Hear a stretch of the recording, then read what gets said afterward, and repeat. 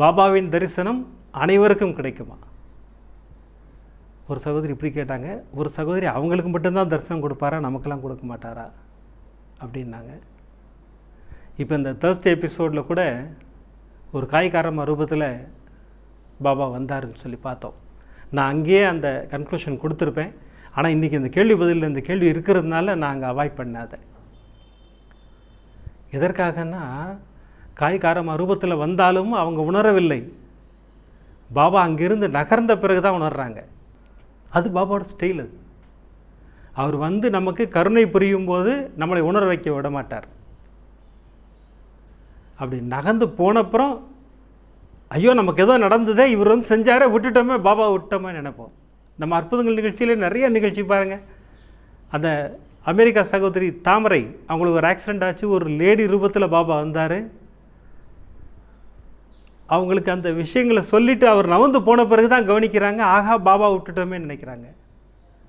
இதெல்லாம் இது இது இது ரெகுலர் பாபாவோட அருள். இது ரெகுலராக உண்டு. இது பாபாவின் கருணை. பாபாவே நேரில் வரணும்னு நம்ம எதிர்பார்க்க முடியாது. தெய்வம் மனுஷ ரூபேனா அதான் சொல்லியிருக்கு.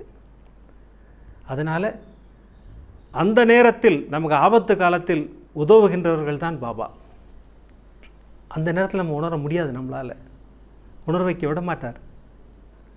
நான் வந்து போன பிறகு தான் உணர வைப்பார். அதன் பிறகு அதை நினச்சி நினச்சி நம்ம சந்தோஷப்பட்டுக்கலாம். ஆஹா பாபா வந்தார், பாபாவே வந்தார், பிரமாதமாக பண்ணி கொடுத்தார். இப்போ இந்த எபிசோடில் கூட காய்காரம்மா ரூபத்தில் வந்து பாபா விக்கிரகம் இல்லைன்னு வருத்தப்பட்டுக்கிட்டு இருக்கும்போது வந்து கொடுத்துட்டு போனார் பாருங்க. ஆளுக்கு ஒரு ஒரு விக்கிரகம் கூட இல்லாமல் இருந்தாங்க. 3 விக்கிரகம் கொடுத்து சந்தோஷப்படுத்திட்டு போனார். இதே மாதிரி நம் ஒவ்வொரு வாழ்விலும் பாபா வருவார். நமக்கு அதிர்ஷ்டம் இருந்தால் நம்ம உணர்ந்து கொள்வோம். ஆனால் இது வரைக்கும் அப்படி ஒரு அற்புதம் என்கிட்ட இது வரைக்கும் யாரும் சொல்லலை. ஆனால் ஏத்தாப்புலேயே நான் பார்த்தேன், நான் சொல்லலை. அவர் நவந்து போன பிறகு தான் நமக்கு புரியுது, ஆகா பாபா வந்துட்டு போயிருக்காரு, விட்டுட்டோமே அப்படின்னு நினைக்கிறோம் இல்லைங்களா? அதனால் பாபாவை உணரத்தான் முடியும். நாம் உணர்வோம், உணர்வால் உணர்வோம், அருளை பெற்றுக்கொள்வோம். விதம் விதமான பக்தி நிகழ்ச்சிகளை உங்களுக்காக தந்து கொண்டிருக்கிறது உங்கள் கோபுரம் டிவி. உங்களுக்கு பிடித்த நிகழ்ச்சிகளை லைக் செய்யுங்கள், உங்களுக்கு பிடித்த மாணவர்களுக்கு ஷேர் செய்யுங்கள். மேலும் சப்ஸ்கிரைப் செய்வதோடு மட்டுமல்லாது அருகில் இருக்கும் பெல் பட்டனை கிளிக் செய்து கோபுரம் டிவி நிகழ்ச்சிகளை உடனுக்குடன் தெரிந்து கொள்ளுங்கள்.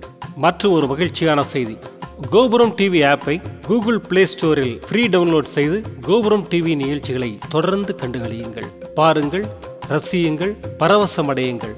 gopuramtv.com பக்தி பக்திமயம்.